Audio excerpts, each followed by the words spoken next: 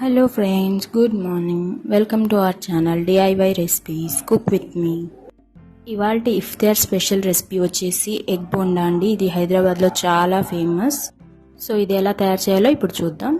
ముందుగా నేను ఒక బౌల్లో 4 eggs తీసుకున్నాను. దాంట్లో వాటర్ పోసుకొని కొద్దిగా సాల్ట్ వేసుకొని దాన్ని ఉడకబెట్టుకుంటున్నాను.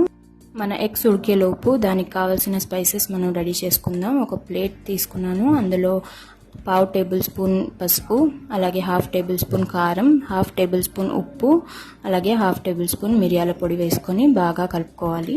స్పైసెస్ అన్ని కలిపి వేసుకొని పక్కన పెట్టుకోవాలి. ఇప్పుడు బోండా కోసం బ్యాటర్ తయారు చేసుకుందాం. దానికోసం ఒక మిక్సింగ్ బౌల్లో 1 కప్ శనగపిండి తీసుకున్నాను. 1/2 టేబుల్ స్పూన్ పసుపు, అలాగే 1/2 టేబుల్ స్పూన్ ఉప్పు, 1/2 టేబుల్ స్పూన్ కారం, 1/2 టేబుల్ స్పూన్ మిరియాల పొడి. ఇక్కడ మిరియాల పొడి ఆప్షనల్ అండి, మీకు కావాలంటే వేసుకోవచ్చు, లేకపోతే స్కిప్ చేసేయండి. అలాగే 1/2 టేబుల్ స్పూన్ గరం మసాలా వేసుకుంటున్నాను. మీకు ఎక్కువ స్పైస్ వద్దు అనుకుంటే కనుక మీరు మిరియాల పొడి అనేది స్కిప్ చేసేయండి. అలాగే దీంతో పాటు ఒక 1/2 టేబుల్ స్పూన్ అల్లం వెల్లుల్లి పేస్ట్ వేసుకుంటున్నాను, ఫ్రెష్గా నూరుకున్నది.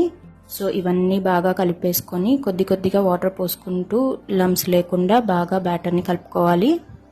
ఈ బ్యాటర్ అనేది మరీ జారుడుగా కాకుండా మరీ గట్టిగా కాకుండా మీడియంగా ఉండాలండి. ఇందులో స్పైసెస్ అన్నీ బాగా మిక్స్ అయిపోయేలాగా బాగా కలుపుకోవాలి. ఈ రెసిపీ అనేది హైదరాబాద్లో చాలా ఫేమస్ అండి. ప్రతి స్ట్రీట్లో మీకు స్ట్రీట్ బండి దగ్గర అవైలబుల్గా ఉంటుంది. సో ఇప్పుడు లాక్డౌన్ కాబట్టి మనం బయట నుంచి ఏమీ తెచ్చుకోలేము, మనకి ఏమీ దొరకవు. సో అందుకనే మీకు బయట దొరికేవే మనం ఇంట్లోనే ఇలా హ్యాపీగా తయారు చేసుకొని హెల్తీగా తినొచ్చు. చూసారా, ఈ బ్యాటర్ అనేది ఈ కన్సిస్టెన్సీలోకి రావాలి. ఇప్పుడు నేను ఎగ్స్ ఉడకబెట్టుకున్నవి తీసుకొని అక్కడక్కడ ఘాట్లు పెట్టుకుంటున్నాను.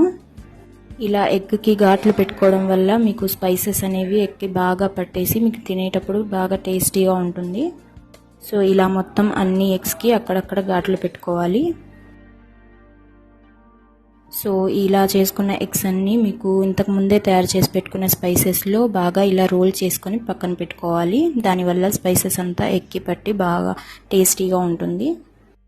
వీడియోలో చూపిస్తున్న విధంగా మీరు ఎగ్స్ అన్నిటినీ ఇలా స్పైసెస్లో రోల్ చేసుకోవాలి. ఇప్పుడు వీటిని డీప్ ఫ్రై చేసుకోవడానికి నేను స్టవ్ వెలిగించుకొని కడాయి పెట్టుకున్నాను. అందులో డీప్ ఫ్రైకి సరిపడినంత ఆయిల్ పోసుకున్నాను.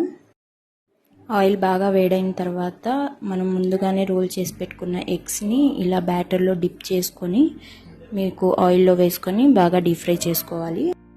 మీకు బ్యాటర్ అనేది పల్చగా ఉన్నట్లయితే మీకు ఎగ్కి పట్టుకోదు, అందుకని చెప్పేసి నేను కొద్దిగా బ్యాటర్ గట్టిగా చేసుకున్నాను. మరీ అంత జారుడుగా కాకుండా కొద్దిగా మీడియంగా ఉండాలి. సో ఇలా ఎగ్స్ అన్ని మనం బ్యాటర్లో డిప్ చేసుకొని ఆయిల్లో డీప్ ఫ్రై చేసుకోవాలి.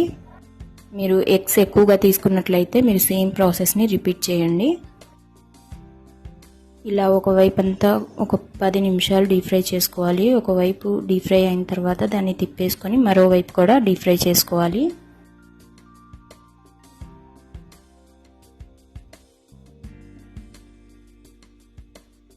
ఇలా 2 వైపులా డీప్ ఫ్రై అయిన తర్వాత వాటిని ఒక ప్లేట్లో తీసుకొని వేడివేడిగా సర్వ్ చేసుకోవడమే. అంతే, ఎంతో టేస్టీ అయిన ఎగ్ బోండా తినడానికి రెడీ అయిపోయింది. సో నచ్చిందా నా ఈ ఎగ్ బోండా రెసిపీ మీకు? అయితే మీరు కూడా ఇంట్లో తప్పకుండా ట్రై చేసి చూడండి.